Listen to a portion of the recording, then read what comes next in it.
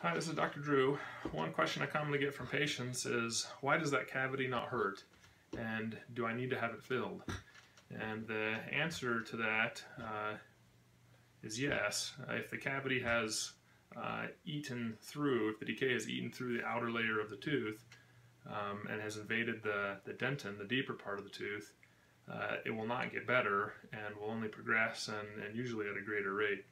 So a tooth, to back up and explain a little bit, teeth have multiple layers. The outer layer is the white part that we're commonly used to seeing. It's called enamel.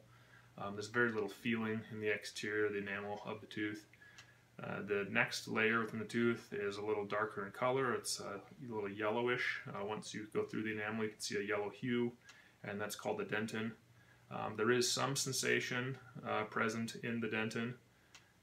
And then the deeper part of the tooth beyond the dentin is what we call the pulp, which is essentially the nerve of the tooth. And so cavities start on the outside in the enamel, and they work their way through the enamel and eat their way through essentially into the dentin, at which point they aren't always sensitive, or most of the time are not sensitive, until they become deeper and deeper into the dentin of the tooth, approaching the nerve. Once they get very close to the nerve, oftentimes a root canal is needed, as the bacteria will infect the nerve at that point and cause the tooth to either become inflamed or the nerve to essentially die.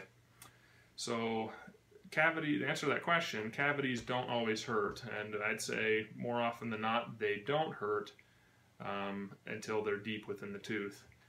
Preferably, it'd be best to always treat earlier on, when the cavity is smaller, address and stop that decay rather than allowing it to become deep and potentially resulting in a root canal. Hope that helps.